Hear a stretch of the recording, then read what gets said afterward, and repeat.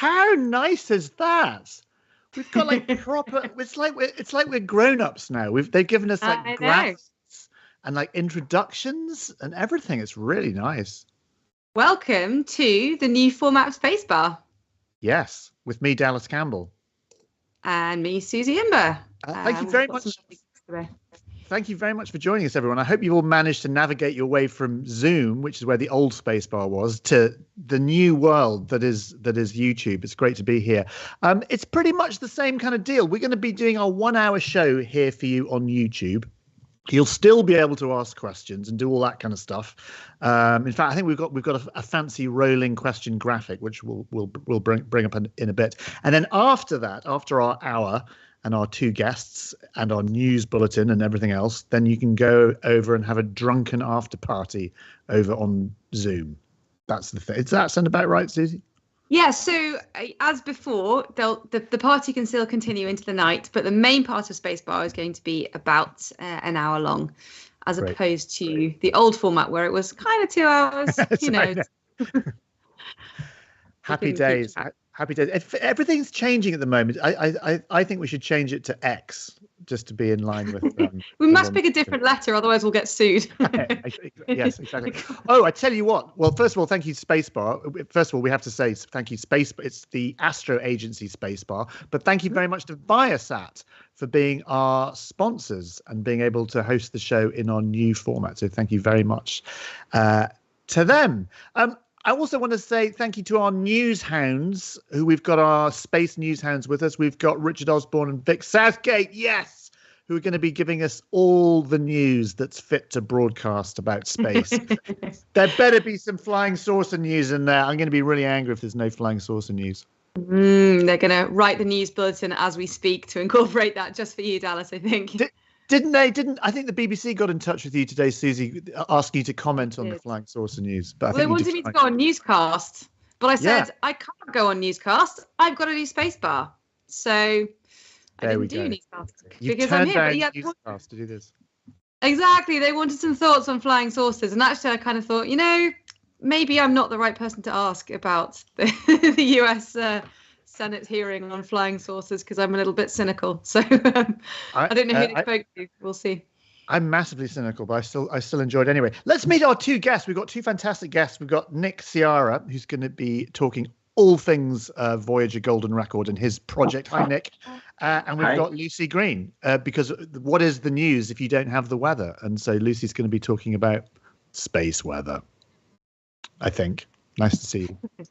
Before we do that, though, Dallas, we should just say that people can write in questions as we go along. So rather than asking questions or putting your hand up as we used to do in Zoom, you can type questions into YouTube. You can also send some little video clips of questions if you would like to as well. So as it says on the screen there, under the YouTube live chat, you can use that for questions. And of course, yes, submit video questions using the link under the video. So we'd like to see some video questions. It's nice to see your face. I can't imagine what the video questions are going to be like. I think I'm looking forward to it. We've got a couple of video questions, I think, that have been submitted as ever. But if you're feeling creative and or brave and or foolish and reckless, then send us a video question. I might have to sneak off a little bit earlier, I have to say, but I'm here going to be here for the beginning. But Suzie will be able to steer the ship beautifully as ever. Right, what do we got? We're gonna have our first guest, I think. Are we gonna crack on straight away with Lucie? Yes. Yeah, let's hand over. Lucie Green from UCL, talking all about space weather. Lucie, it's lovely to have you on the show. Thank you very much. Yeah, you're welcome. Yeah, thanks for letting me join you all this evening. It's really great to be able to take part. So those of you who I've met before or chatted to before will know that my day job is studying our daytime star. And I'm interested in not only what our sun gets up to, but also how it impacts our lives and how we can make the science of the sun relevant to the societies that we have around the world. So by way of introduction to that, I've got some nice pictures and movies of the sun that we take using various spacecraft. And this is the real joy of the sun as well. It's a really scientifically interesting object, but it's also just really beautiful to look at the same time. And so it kind of satisfies the artist in me and the scientist in me. So I wanted to start off by showing you this image of the sun, which is kind of typical image that we take of our star, actually. This is an image taken with the Solar Dynamics Observatory. It's a NASA spacecraft, and it uses a particular set of wavelengths in the extreme ultraviolet part of the spectrum. So we're not looking at the visible light coming from the sun, we're looking at the light coming from the million-degree gas in the atmosphere of our sun. And I think these kind of images are amazing because they show that the gas is sculpted into these kind of loops and structures, and some bits are bright and some bits are dark. And so there's a whole hour's physics lecture just on this one image, but I won't do that for you tonight. That's mostly for my undergraduate students I work with. But if we zoom into this kind of data set, we can sort of go towards the edge of the sun here. And typically we like to process our data in a certain way, so we can sort of then move to a different image that shows the sun in a slightly sort of enhanced way. So this is the same data set, but now it's been run through an algorithm that brings out the gas structures. So everything you're looking at here is gas or plasma, an electrically charged gas. And what I love is that you can see now very clearly that the gas traces out these sort of loops and arches in the atmosphere of the sun. And for people who've read about the sun before or encountered it, you'll know that actually sometimes there are these huge eruptions that take place in the atmosphere of the sun. And these are called coronal mass ejections. It's not a name that really rolls off the tongue, but does what it says on the tin. They are eruptions of mass from the atmosphere or the corona of the sun. So these are really spectacular events, and they throw a huge amount of plasma up into the atmosphere of the sun. And in this particular event, it rains down onto the surface. But there are lots of videos like this that you can see online. So we have another one that I've pulled off the internet. So this is another NASA movie, and it shows another eruption taking place in the atmosphere of the sun. So this is again a huge gas structure that erupts into space. So maybe to give some context, the sun is as wide as about 110 Earths lined up side by side. So it's an enormous object. So that gives you hopefully a sense of scale for how large these eruptions are. They can fly out into space with speeds of millions of miles an hour or thousands of kilometers a second. So they are extremely energetic. And the next movie shows really a kind of different perspective, because it starts to show you how the sun looks now small in this movie. So we've sort of taken a step back and used a different series of telescopes. And now you can see that these eruptions are sort of flying away from the sun and heading out into space. This is an event where the eruption has also been accompanied by a very high energy particle event. So protons that have been accelerated to near light speeds to get from the sun to us here on the Earth in about 40 minutes. So anybody taking part in this event tonight who maybe works on satellites or in the aviation sector may well know about these kind of events, because the particles arrive at the Earth with very high energies and they can impact that side of technology.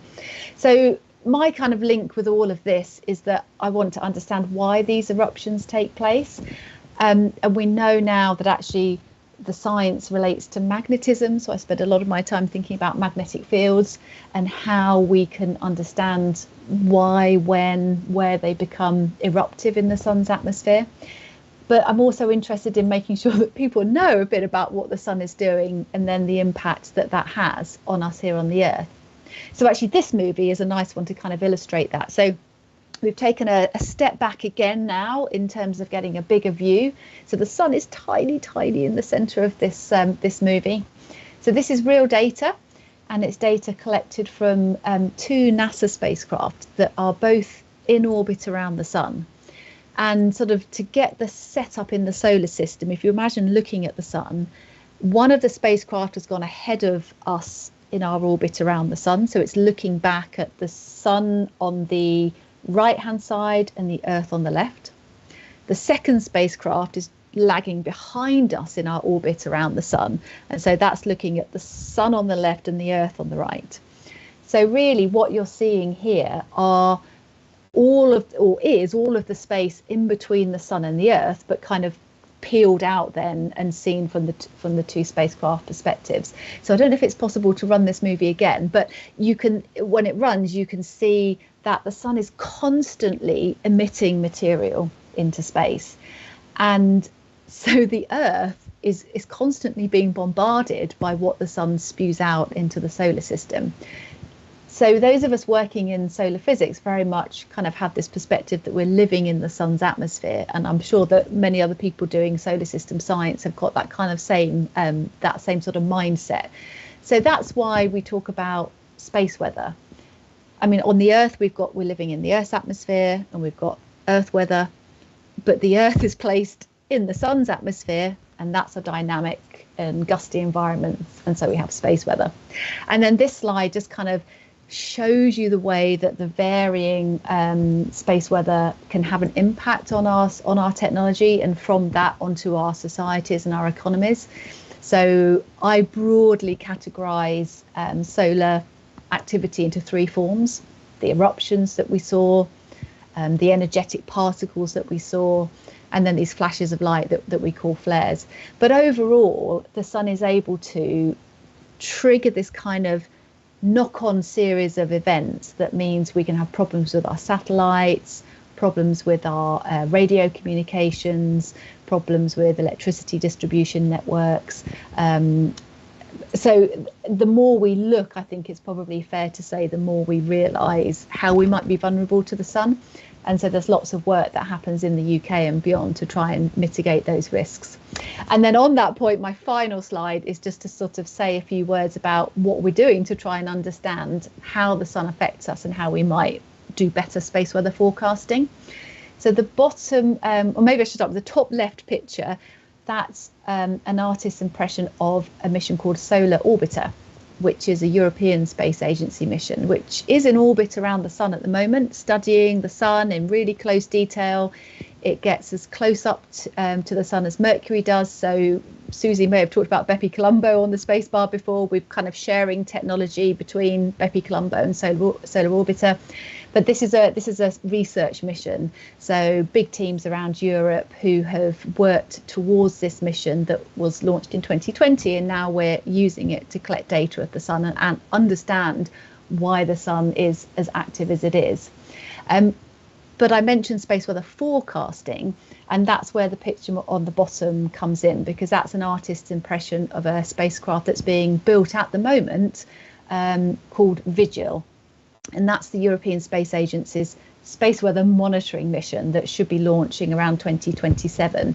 So we've got kind of the science of understanding the sun, and then we've got the Vigil spacecraft that will be put in a particular point in the solar system to watch the sun and see what comes from the sun towards the Earth, and that data will be fed into space weather forecasting. So yeah, this really sort of trigger a discussion around the importance of studying the sun and the impact that it has on the space environment as well. So our sun is a star that we need to be studying, and we're ramping up to solar maximum now. So the sun is becoming more active, so more frequent events, and I think that's why it's kind of interesting to talk about it this evening. It's been a long time since we've seen the sun here in the UK. It's July, for God's sake, and it's rained constantly for the last 2 weeks. You can always get on the internet and Google Solar Dynamics Observatory or Solar Orbiter and see the sun.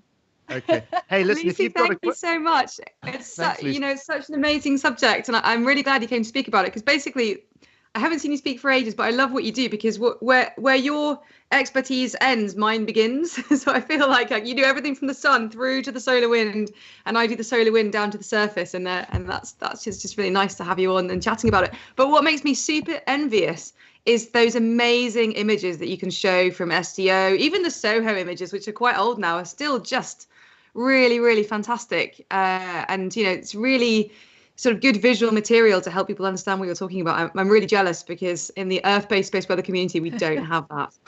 And a picture tells 1,000 words, doesn't it? And so, and when you see the sun doing these things, you kind of get it, you can feel it. Yeah, we're very lucky. Yeah, it's wonderful. And I guess the other thing I wanted to just ask you a little bit about is this forecasting aspect, because I think sometimes it's lost on people, the difference between looking at these images as we have been tonight and this sort of observational operational forecasting side of things, where actually you're trying to get information to us before the thing reaches us. So tell us a bit about Vigil and how it's going to do that. Yeah, so Vigil, when it launches, will have a camera on board that allows you to see what's leaving the sun in the direction of the Earth. At the moment, we do see the sun producing eruptions. And when that happens, you can take those images to try and get a sense of propagation direction and how large this structure might expand to be as it moves away from the sun. And you can put that into a model. And then kind of run the model and see what time the eruption will arrive at the Earth and if it will give us a kind of full-on impact or maybe a glancing blow. But those models are not yet as accurate as people would want them to be. So Vigil will sit sort of to the side of the Earth. So it will be doing in a similar way to what we had in that earlier movie, where you can sort of see the sun on one side and the Earth on the left. Now, the images I showed were from spacecraft that were moving in their orbits. So they gave us that lovely snapshot at one point in time, but then their orbits took them away from that nice alignment. Whereas Vigil will be, he'll be just, it will be looking at the sun from the side. And so that data will feed in to the models, and that data will sort of be assimilated into those models and give us more accurate arrival times. Yeah. Great. I think just before we go on, I just want to introduce everyone to Ali, who's our producer, and Ali's going to say hello. And I think he's got some questions from the audience. Look at that. Ali, lovely to meet you. Lovely Good to meet see you. you. I know you very well, but lovely Years. for you to meet the audience. Lovely for them to meet you. Brilliant. So, yeah, what questions do we have for Lucie that have come in? Loads of questions and comments coming in about the new format as well. Andrew would like to know, Andrew's recently rewatched Sunshine and would like to ask Lucie, how realistic was that movie? Yeah, that was a good movie, wasn't it? It was realistic in the sense that was it the ship's doctor who got obsessed by the sun and then kept loosening the heat shield and ended up getting sunburned? That's how I feel sometimes. The kind of can't get enough of the sun. But it wasn't realistic in some ways. So, for example, how it portrayed these emissions coming from the sun. So as well as the eruptions, the sun produces this thing called, we call it a solar wind, the hot atmosphere of the sun that escapes into the universe, into the solar system. And the solar wind in reality is a very tenuous gas by the time it gets to the Earth. So, if you could kind of capture a matchbox's worth, you probably only have a few particles in it. It's very low density, but it is moving out very fast. So the particles do flood over us, but you can't see it. And I remember in the film, it was portrayed as kind of like fire around the spacecraft. And that's interesting because I think when it comes to portraying the atmosphere of the sun, like flames burning, and in fact people always use those words about the sun, don't they? If you ask a kid to describe the sun to you, they'd probably say it's on fire. So I understand why that approach was taken to convey it, but in reality it's not very accurate. I'm amazed no one's done like a big disaster movie about a big solar event that knocks out all the satellites and then chaos. It's funny you should say that. I would love that to happen because Lucie and I would get loads of funding if there was a massive blockbuster. I'm gonna write that tonight via Chat GPT, who now writes all my scripts. Do you want one final question before we move I'm joking. Ali, sorry. Yeah, more questions. Mauricio would like to know, do these solar flare impact end-of-life deorbiting strategies for satellites in low Earth orbit, and can it be predicted? Yeah, so that's a really interesting one because the sun is our kind of friend and foe. We build and design and launch these spacecraft to go and study the sun, but at the same time, the sun is a risk to those spacecraft. And when you have heightened solar activity, the emissions of the sun get absorbed by the Earth's atmosphere. So, for example, when a solar flare goes off, this bright flash of light, a lot of that energy gets absorbed by the Earth's atmosphere. And then that causes the atmosphere to expand, which brings more dense atmosphere around satellites in low Earth orbit. So they experience more drag. And we've definitely, on the solar side, lost or had spacecraft whose deorbit has been fastened. That's not the right word. Sped up by the increased drag. So the Skylab mission is one of them that came down. I think the Solar Maximum mission as well was affected by solar activity. But that's in general of all spacecraft. Starlink, was it last year or the year before? There was February last year. Yeah, you know the one, Suzie. Yeah, so there was it like 40 odd satellites that were lost because they hadn't yet been put up into their operational orbit. They were lower down. The solar activity event happened and they deorbited. So it is happening. I call that a small victory of space weather over Elon Musk. However, he will win the war because he's trying to launch thousands. But yeah, apparently they now look at the space weather forecast before they start launching things. So that's a good thing. I have one more quick question for you. I know that we're running out of time, but Lucie, tell us about the next solar maximum. What are the predictions? What's the maximum going to look like? Yeah, so it's a really interesting one again, but kind of to keep a long story short, forecasting of the size of the maximum happens now. So it happened last solar cycle and it's happening this solar cycle.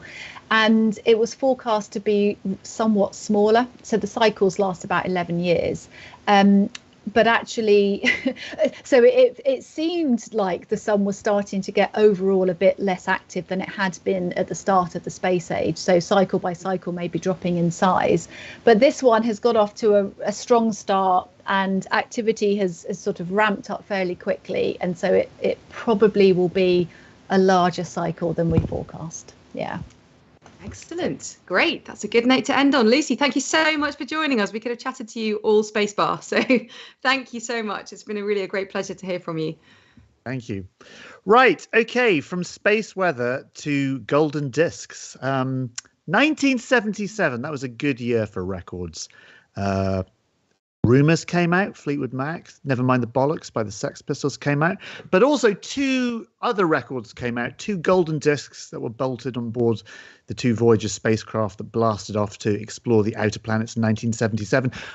On those records were coded music, world music, voices, messages, greetings from the people of planet Earth, all designed as a time capsule, just in case the aliens find them. I want to know a little bit about us. But actually, more than that, they're very much a mirror, a moment where we could look back and think what it is about human beings that are important. Anyway, that was 1977. Our next guest, Nick Searra from the Interstellar Foundation, has taken that idea and is thinking about how we might update that. What would we do now? How could we upgrade our message to the cosmos? So I'm going to hand over to Nick, who's going to talk a little bit about his project.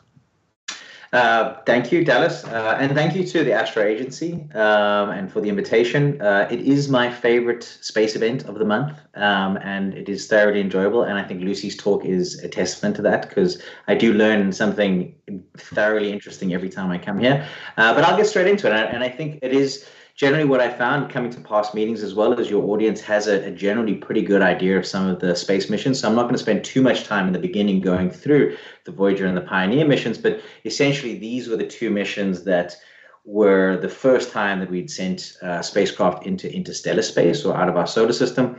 And in the Pioneer mission, Francis Drake and Carl Sagan were asked to basically put this plaque together. And essentially, as Dallas was saying, it was kind of a way for us to sort of represent ourselves, and if these spacecraft ever do get found, a small way to show sort of who made them. So NASA got a lot of media attention from the Pioneer mission. It was the first time a naked image was shown on Canadian television. A little bit of kerfuffle around that. And then after the Pioneer missions and coming into sort of the late 70s, the Voyager missions came up, and essentially the golden record was put together.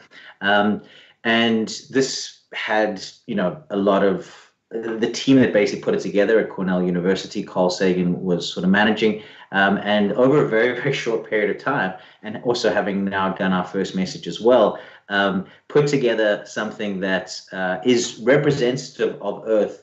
And for them, obviously, they were trying to represent the whole planet in a very finite disk. And this is an actual LP type of technology. So this being sort of the disk cover, inside this disk cover is an actual LP. And they were able to fit on quite a bit of stuff for that particular time. And I think looking back at this, it was also very representative of that particular time, from the technology to also the content that they basically put on.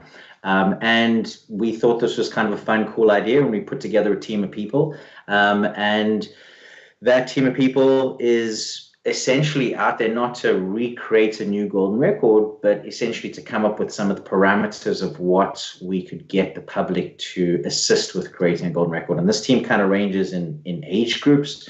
We've ranged it in sort of disciplines specifically. So they're not all scientists, they're not all space scientists. We have from theoretical physicists to evolution biologists to writers to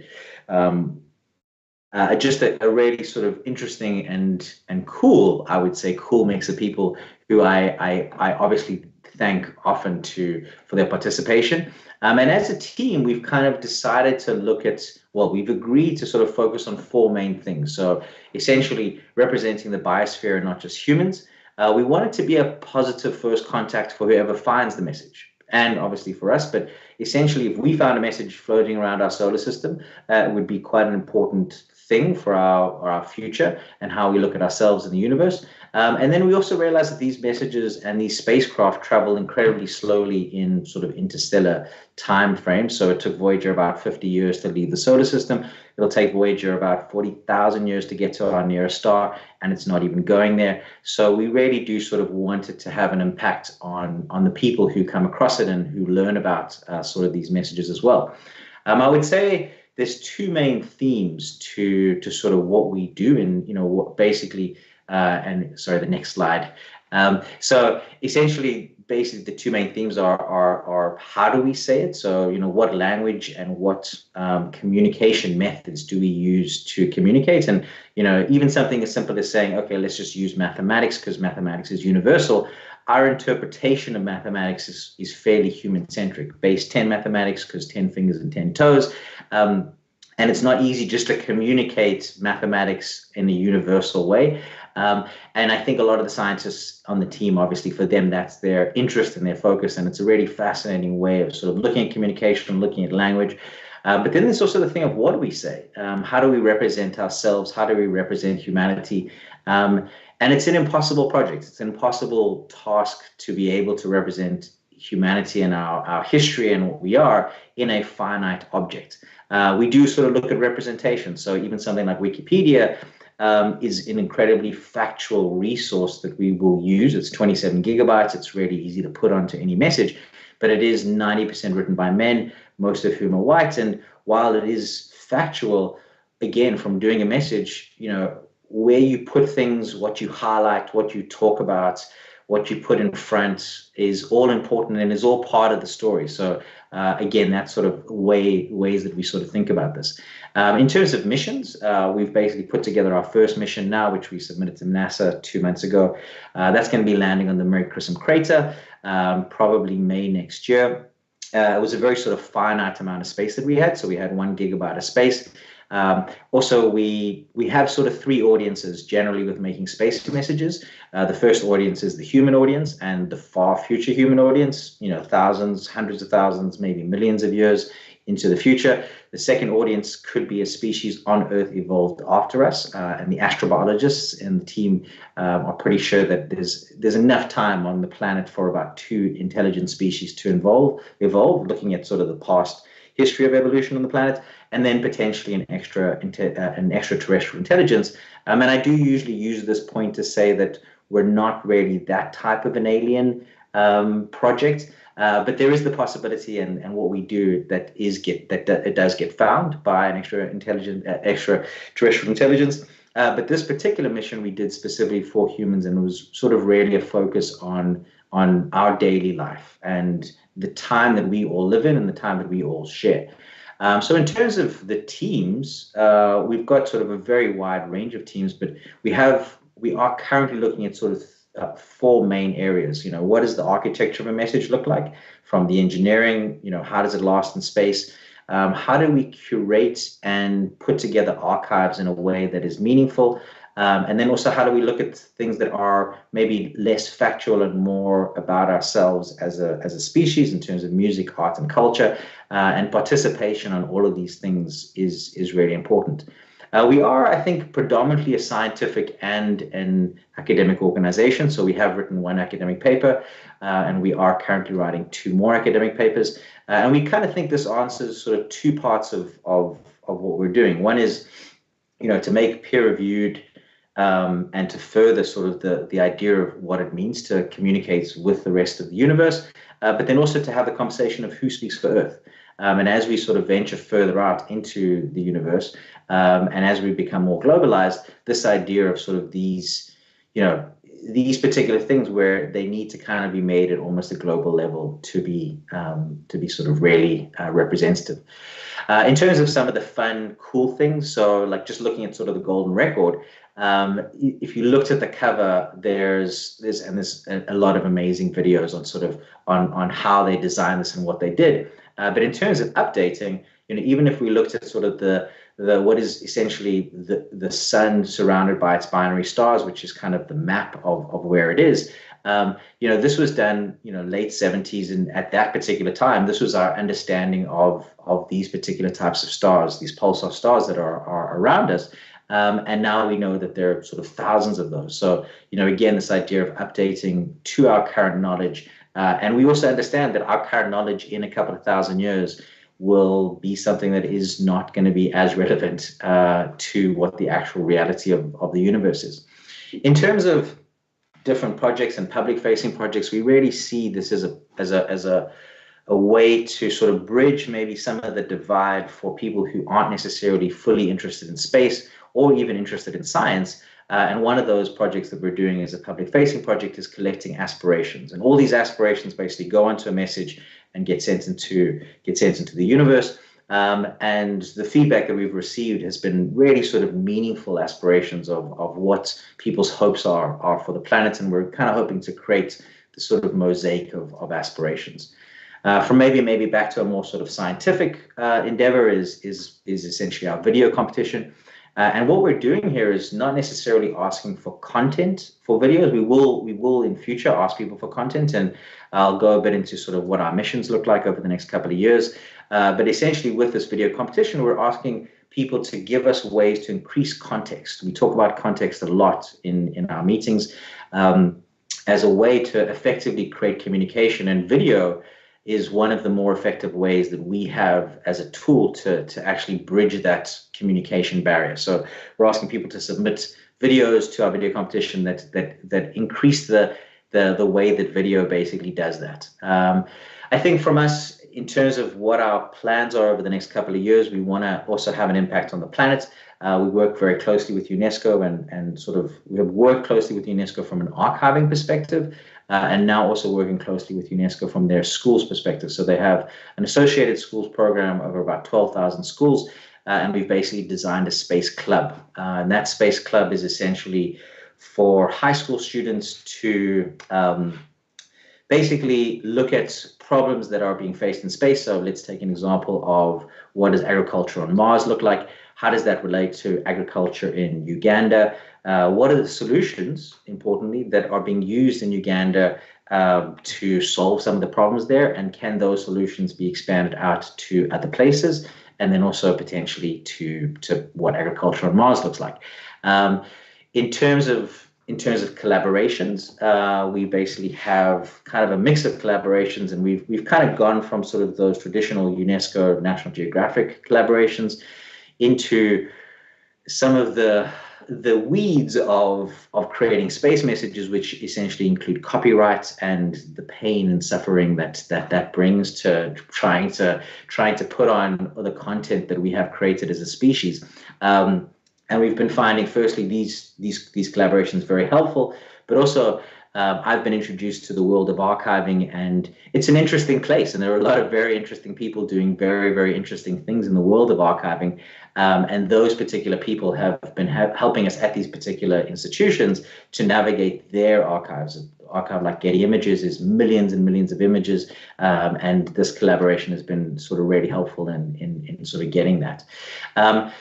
I think that there are projects out there that do sort of space archives and literally just the archive of humanity. And a lot of those projects really are for, if we don't survive as a species, that there is something left of us in the universe. And I think for us, we definitely are doing archives and we believe in that, and that's great. But I think we definitely do focus more on the community aspect, and also maybe the hopeful idea that we will eventually get further out into the universe, and that we should be thinking about how we would like to communicate with the rest of the universe. But I think what the project does essentially is really sort of get us to think about ourselves and to try and contextualize who we are. For me personally, has been a very sort of meaningful experience to try to think about what it means to be human. But then also, we kind of really are more focused on the communication aspect, and the communication really does happen over time as well as over space or through space. But yeah, I mean, that is sort of the crux of the project, and it obviously goes a lot deeper. But yeah, that's the presentation. Great, Nick. Thank you very much indeed. That was wonderful. I think we've got a video question for you because we're high tech. Yeah, go ahead, Ali. Ali, do we have a video question? Hi, awesome. Nick, as a founder of the Interstellar Foundation, you must have faced some fascinating and out of this world ideas. So my question today is, what is the most imaginative or unusual project proposal you've come across, and did it inspire any new directions for the organization? Thank you. Oh, it's a good question and a difficult question. I think right in the beginning, we were sort of really looking at sort of what the fundamentals of communication are, and we still do really think about what the fundamentals of communication are. But something like an olfactory message, because we have really no idea who's going to receive the message, right? So how do you create something that, basically what we look at is we look at sort of convergent evolution. So we think, and we have to make some assumptions. So we have to say that our audience, or whoever's going to find this message, has the ability to create spacecraft and get into space. So, what does it take to do that, and what are the things that are needed? But we've made the assumption that eyes are going to be one of those things. But quite early on, olfactory messages came up as a possibility that there are species that do communicate using smell, and how would we create something that is at least understandable as a message from a smell perspective. I love that scratch and sniff spacecraft. Ali, do we have any more questions? I mean, some fun comments. Esther says, you'll like this, Dallas and Suzie, any thoughts that dinosaurs maybe didn't get extinct, they just got up and left the planet? Totally. I love it. That's definite. Well, one can only hope. Thank you very much, Nick. That was absolutely fascinating. I tell you what, there's my favorite book ever. I don't know if I hold it up. Murmurs of Earth, it's called. It's Carl Sagan and Frank Drake and John Lombard and Andron's book, all about the Voyager spacecraft. It's really, really beautiful, and it's a great book if you can get hold of it. It's out of print, I think. But anyway, yes, thank you very much indeed. Great. Hey, it's news time. I think we've got. Yes. I think it's time for the news. I think we've got.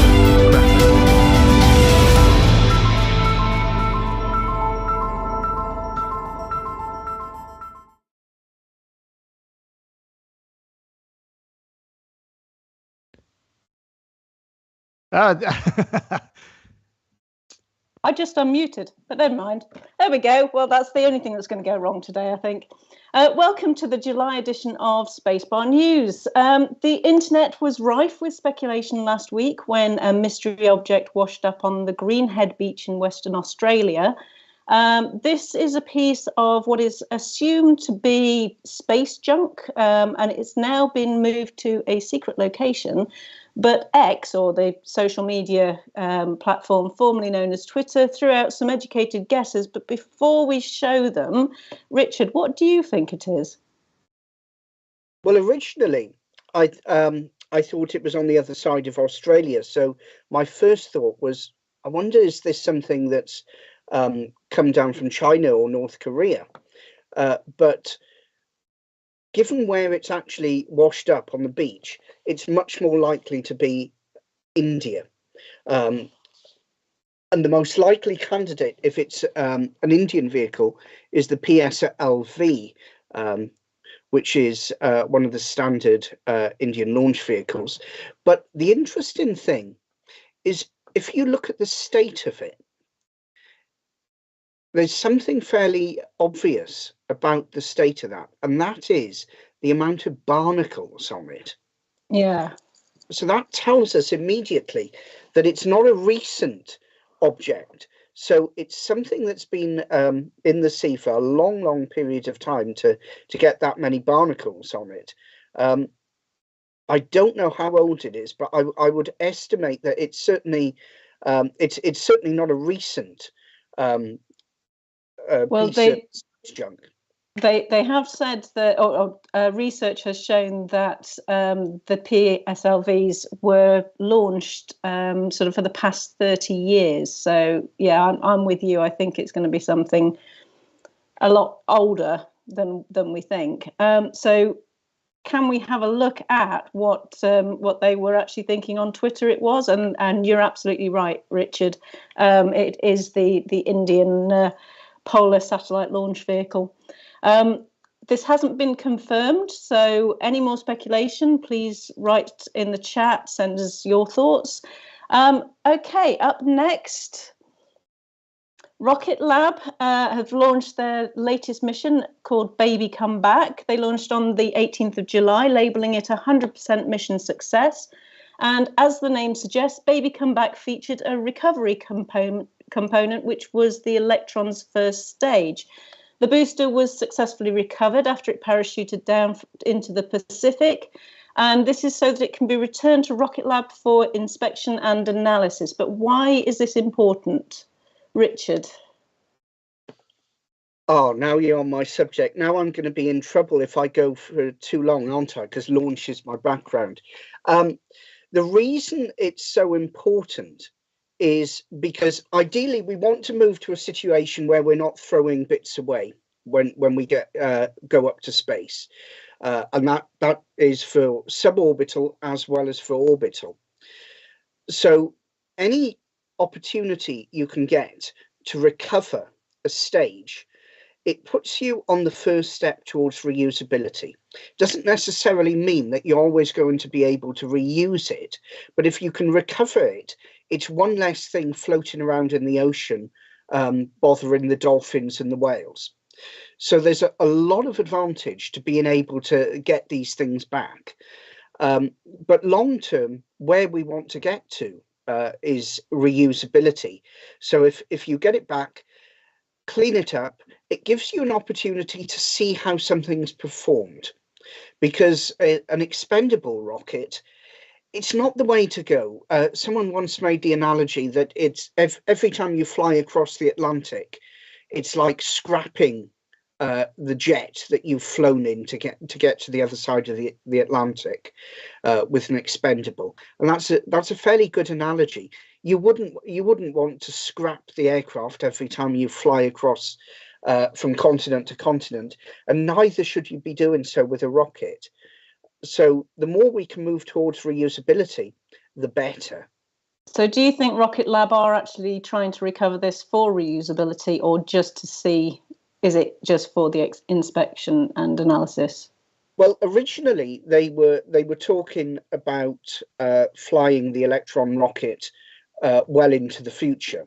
But now they're moving more towards their next generation rocket, the Neutron, which is designed from the outset for reusability. So the advantage of recovering one of these smaller rockets, the Electron, is that it gives them an opportunity much earlier on in the development process to see how the technology they're using and the materials they're using stand up to the environment, which is fairly abusive when you think about it, because you're going from naught to with the first stage a few thousand miles an hour in a very short space of time, in a matter of minutes. So it's nice to have a handle on what's happening. Brilliant. Thank you. Okay, let's move on. So this is a study that's warning that Elon Musk's Starlink satellites are leaking radiation that harms deep space astronomy. So the Starlink network is currently 4,000 satellites, and Elon's wanting to increase that to 12,000 over the next few years. But this specific study is observing 68 Starlink satellites, and it's shown that 47 of those are emitting radiation, and that's affecting low frequency array or LOFAR radio astronomy. So since the constellation is already getting light pollution complaints, what are the benefits of Starlink, Richard, and do they outweigh the problems that they are causing? Well, I'm a bit torn here. Because my background originally is physics and astrophysics. I don't like the thought of the RF side of things being impacted. But then the other side is, professionally, having worked in the launch industry for a long while, I can see the value of having satellites up there, because otherwise you don't need launchers. So my compromise for this would be that this is a good excuse for us to put a ginormous radio observatory on the far side of the moon. And that gets around the problem. It gives a new place for radio astronomers to go and visit as well. And I think that would solve the problem very nicely, but I'm sure that will be seen as being a bit mad.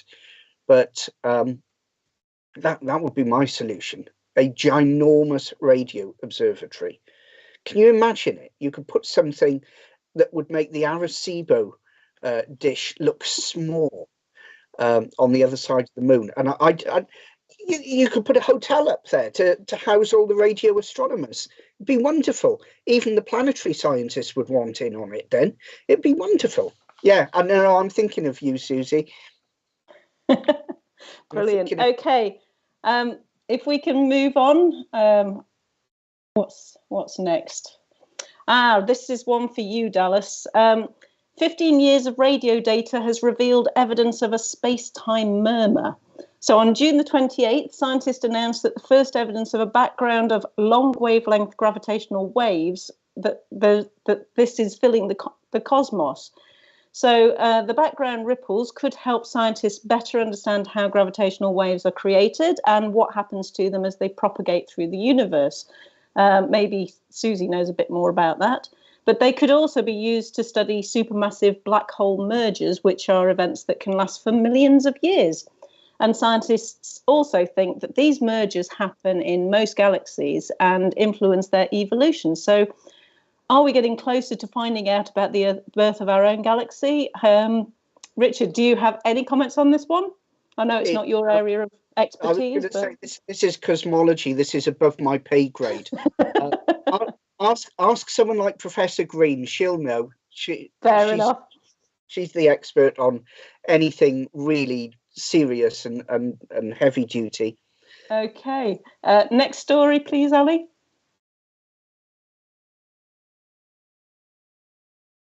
Right. So this is the UK space firm Pulsar Fusion, which is building a nuclear fusion rocket engine that will get hotter than the sun, apparently. The company will construct what it says is the largest practical nuclear fusion rocket engine ever built and intends to fire it in 2027. So they've also recently announced that they are in partnership with Princeton Satellite Systems, and this is to harness the boundless potential of fusion propulsion technology, which will pave the way for faster and more practical interstellar exploration across our solar system. Richard, do you have anything to say on nuclear fusion? What's your take on this?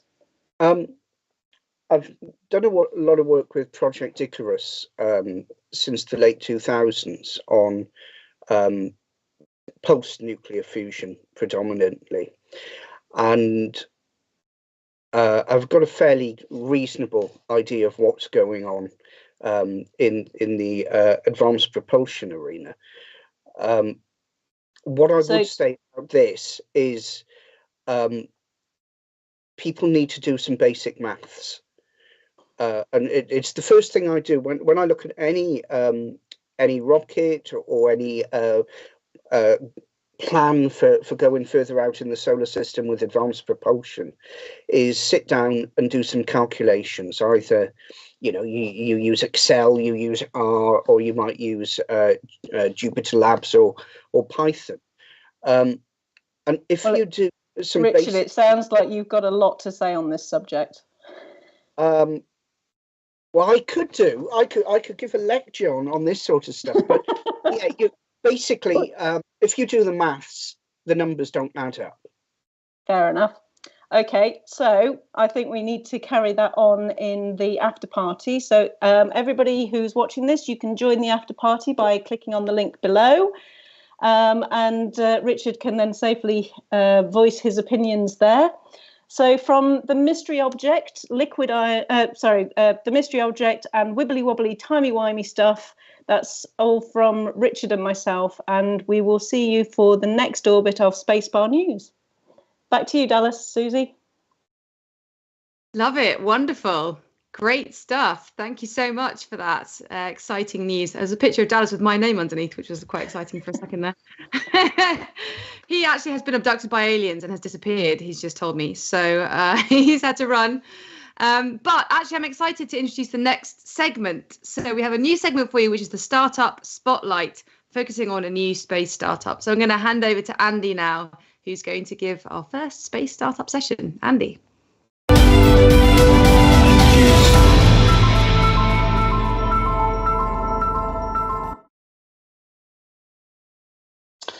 Thank you, Susie, and hello to everyone, and welcome to SpaceBar's newly developing feature, the Startup Spotlight.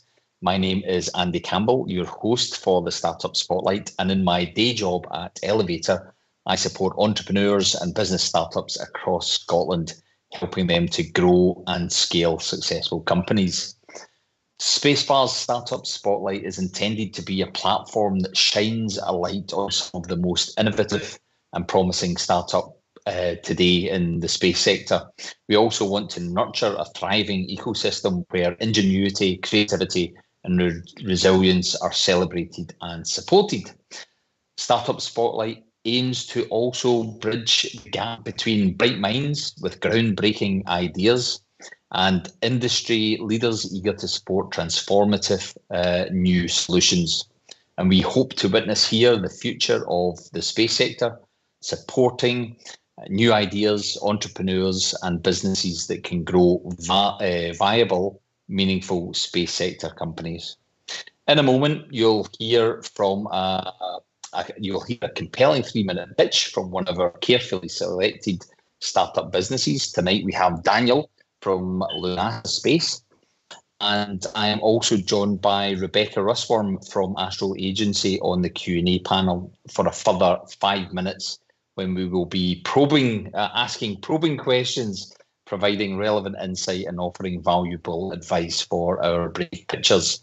And if you do have any questions tonight, please do pop them in the chat and we'll be sure to go to them. But just before we hear from Daniel, going forward, SpaceBar will be building out an application process. So if you're interested in pitching, please do look out for further information. In addition, Rebecca and I will be joined by additional guest panelists from the world of investment and professional services. So let's go for launch on tonight's Startup Spotlight, and I can invite Daniel from Lúnasa to deliver his pitch. So over to you, Daniel. Thank you. Good evening. Thanks for having me, Andy and Rebecca. So my name is Daniel Petitfils. I am co-founder and chief engineer at Lúnasa. What we are seeing today is that there's a massive growth in the small satellite market. Within the next decade, more than 24,000 satellites will be launched, and most of them will be small satellites that is under 1 metric ton. However, manufacturing small and cost-effective satellites comes with its own constraints, especially in terms of propulsion. They're still subject to the laws of physics, and getting to the right orbit is hard. So many small satellites actually just remain in their initial orbit, defined by their launch provider, and this is not necessarily the optimal one. Our vision is to provide a cost-effective solution to this problem. We want to offer in-space transportation for mini satellites, and we are planning to reduce costs by reusing the same vehicle to do so. How does this work?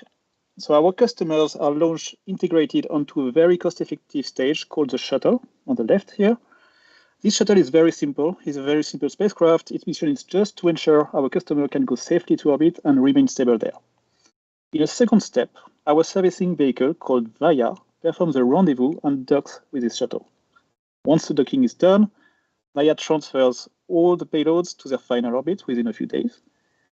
And then, after that, the shuttle will burn in the atmosphere, while the VIA platform itself, containing all the expensive and complex hardware, will stay in orbit and then goes on to perform its next mission with the next shuttle. So one of the key enablers for this concept of operation is the ability to perform autonomous rendezvous and docking with the shuttle. And for this, we developed an AI-based vision algorithm to perform pose estimation of another satellite. We tested this software earlier this year in a dedicated facility in Westcott, thanks to a funding grant from UKSA. And we are now integrating this software with our guidance, navigation, and control software to perform an in-orbit demonstration by late 2024. So moving on, this mission is our next critical milestone. We want to demonstrate that we can do the rendezvous in space with two small satellites flying within a few meters of each other. Once this is demonstrated, then the next step would be to have a second demonstration mission, this time with the full mission with the docking. Lúnasa was started 2 years ago by Amin Chabi, and I joined as a co-founder this year. We have a team of 9 experienced people working on this mission in London, and we also have an office in Harwell. And our goal is to increase our headcount to 20 within the coming months. We are currently closing our seed round, which will help us launch our first mission and expand the team. And if anyone would like to know more about Lúnasa on the seed round or to understand exactly how we operate, we would be happy to discuss further. Great, thank you so much, Daniel. We're now going to switch over to about 5 or so minutes of Q&A with myself and Rebecca. So I'll maybe go to Rebecca first for the first initial questions. Rebecca, over to you. Absolutely. Thank you, Andy. And thank you, Daniel. It's a really great pitch. I mean, only 3 minutes long, and there's a lot of information there that's I'm ready to unpack. So I'll just probably start off high level saying that there's a really strong value proposition here. I think the idea is really great. It's sustainable. It's solving a lot of financial barriers for smaller companies. And so in turn, you're making space more accessible. So I applaud that. That's fantastic. I guess what I'll do is I'll jump into the more controversial question for you, which is that you're listing that you're using AI technology while in space. And so what type of risk assessment and testing went behind the AI system to limit disruptions that are maybe due to noise or potential attacks? I would start there. Yeah, that's something that we have in mind. So we are using AI as a sensor. So we are mostly using it to ensure where the other target is in orbit. And most of the control is actually a regular software with different loops. And we have actually 3 different software in total. We've got one, which is the AI part, doing the pose estimation. Another one, which is the guidance, navigation, and control. We are trying to to move towards the target. And the last one is a safety processor. So basically, we are just monitoring the state and we are ensuring that we are not at risk of colliding and creating more debris. So this one takes over if there's any risk. And excellent. I'll have a follow-up question to that as well, actually. So have you had to consider any regulatory or ethical concerns when using the AI systems? So we didn't have to consider any ethical system for the moment. It's fine. We are just monitoring another satellite, and we are only approaching targets that are in agreement with us. And in terms of regulatory, yeah, of course, we have to go through that. We have to make sure that we are not creating more debris, so we have to define and evaluate the risk of collision at all time, and that's part of it. And that's why we are also containing this AI within its own area. Awesome, thank you. Andy, maybe I'll pass it over to you, and then I do have more questions if there's time, but I want to make sure you get yours in as well.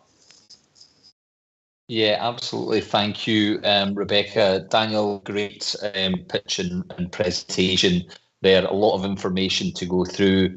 I've got questions on both the technical aspect of what you're delivering, but also I think most importantly on the business and commercial side of things. No business can survive without their customers. So I'm just wondering if you could perhaps shed a little bit more light on your go-to-market strategy, especially around acquiring those very first batches of customers that you're looking to secure. Yes. So if you want to summarize what we are doing, we are a man and a van doing delivery, last mile delivery in space. So what we are seeing, small satellite will try to get a ride share with a launcher, and they will all launch in the same orbit. So currently, you've got a few companies having some offering where everyone is bunched onto a tug, and then the tug will deliver them to the right orbit. The main issue with this company is that the tug is only used once, and then it burns into the atmosphere, so it's a bit wasteful.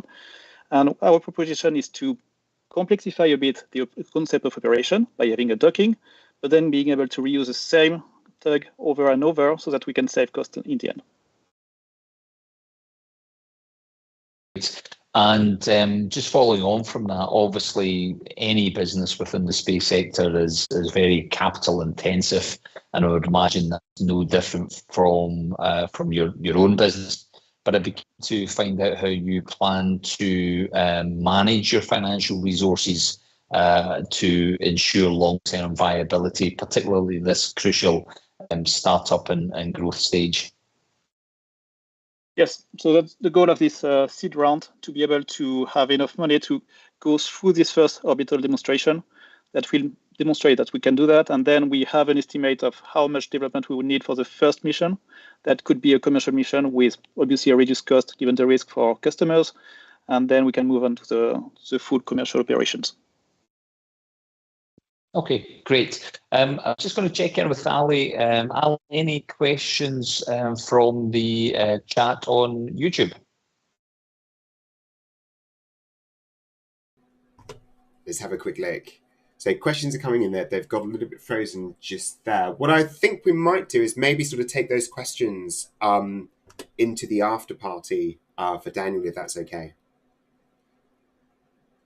Fantastic, no problem at all. And what I'll do is just hand over to Rebecca, given time for a very quick last question before we wrap up this segment. Rebecca. Absolutely. Thanks, Andy.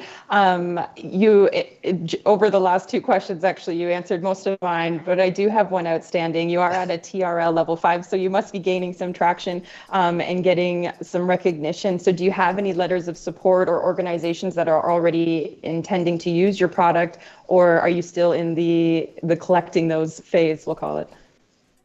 We've got a few LOIs going on. So what we are doing now at the moment is purely in-space transportation, but we have other plans after that also to perform in-orbit servicing as well. Excellent. Well, congratulations again. Thank you so much for joining us today. It was a pleasure, and I look forward to seeing how this goes in the future. Thank you, Rebecca. Great. Thank you so much. And what a fantastic session, and a huge thanks to Daniel of Lúnasa. We're excited to hear of the growth plans, and do keep us updated with how you're getting on. And thanks, Rebecca, for your support and your guidance. And as we conclude tonight's spotlight, feel free to continue the questions and the conversation on the after party. So stay tuned for more information on our next startup spotlight in August. Thank you, and back to you, Suzie. Thank you so much. I love the spotlight. I'm really looking forward to seeing all of these businesses and companies giving their 3-minute pitch over the next few months. Very exciting. A great addition to the SpaceBar. I actually think we have a video question that's been sent in, which I'd really like to just squeeze into the SpaceBar. So Ali, could we play the question?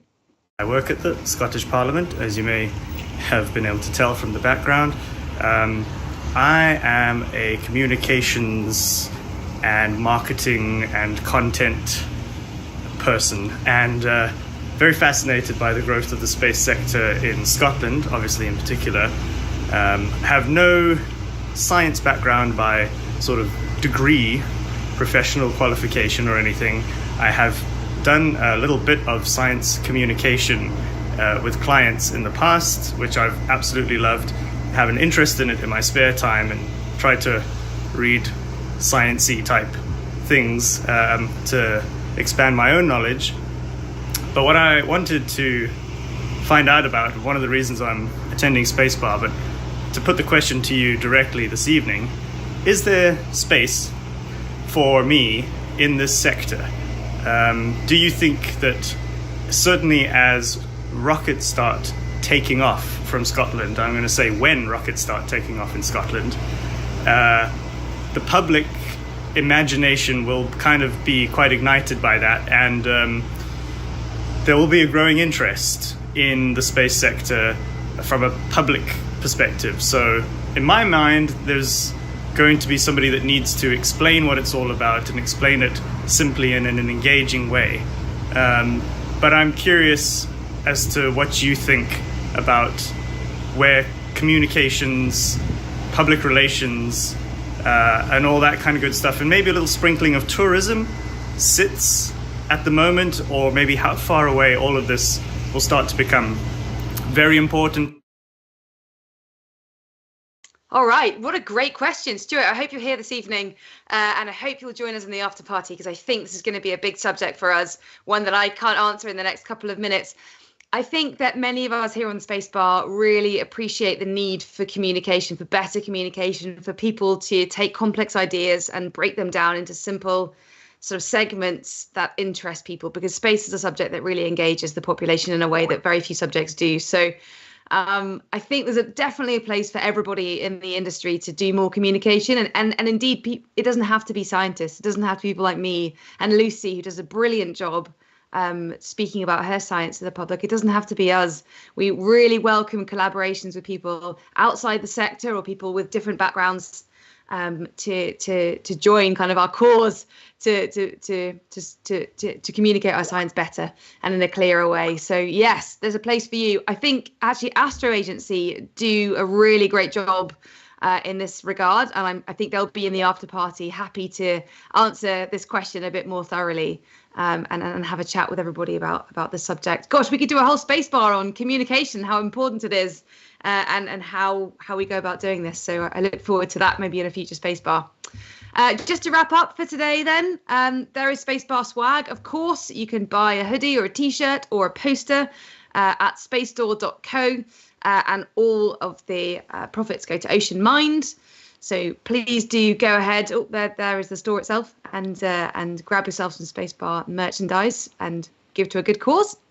There is a conference happening, the Indo-Pacific Space and Earth Conference. It's going on in October. SpaceBar's very own Dasha, I think, will be speaking there. So if anyone's going along, please do network with Dasha at the end in the after party. I'm sure that she would love to hear from you and can probably tell you a bit more about the conference itself as well. And finally, last of all, of course, some of you may remember that we had Torsten Hoffmann talking about his documentary Fortitude that he was making. He came on and gave a lovely segment talking about that.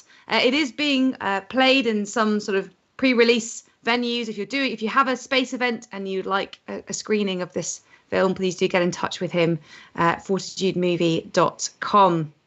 And last but not least, gosh, lots of news to wrap up with. We have the UK Space Conference. It's in November, the 21st to the 23rd. It's in Belfast.